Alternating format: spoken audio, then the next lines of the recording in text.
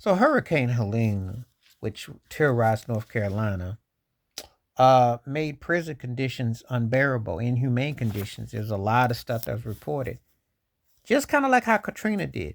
When people talk about these hurricanes and how they impact places and places don't recover, it ain't just the free civilians and the people dealing with it. It's also people that are locked up.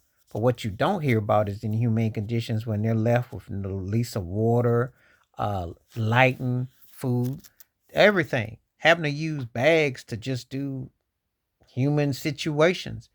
And some people may not say, well, they were asked to be there. No, there are some probably people who are innocent who have been falsely put in those situations and they are in deplorable conditions.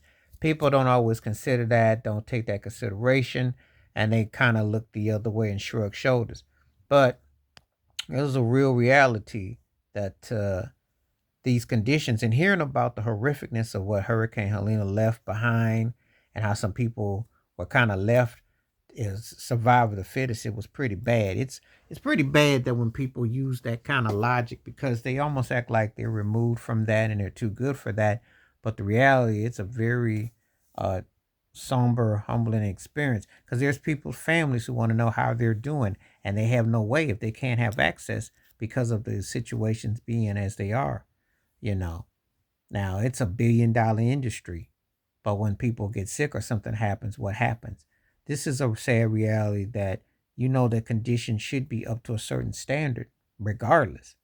We're not saying turn into a 5-star hotel or something, but at the same time, we're saying that hey, when you have these hurricanes, everybody has to have the balance of FEMA or something, and those conditions and places and meals and lighting and everything should be up to some kind of standard, not where they're debased and because they're asked to keep the place upkeep and to do that. So when they are paying some of the prisoners to go to work in certain places and to manufacturing stuff, well, at least the conditions should be humbling or they should be up to standard.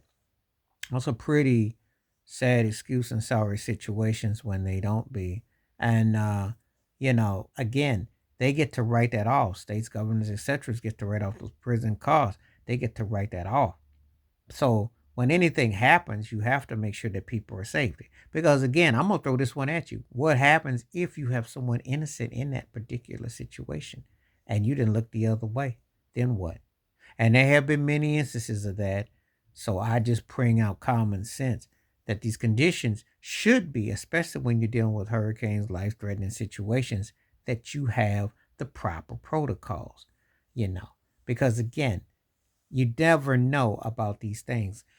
And it's been going on, and it just doesn't get recorded about the inhumane conditions if there's situations. But tell me what you think. Please hit like, subscribe, welcome thoughts, comments, and I do respond. Thank you. Wash your hands. Keep your mind clear. Watch out for another. Share it if you like it. Hit that membership. Stay safe, stay blessed, stay woke, stay true, stay honest.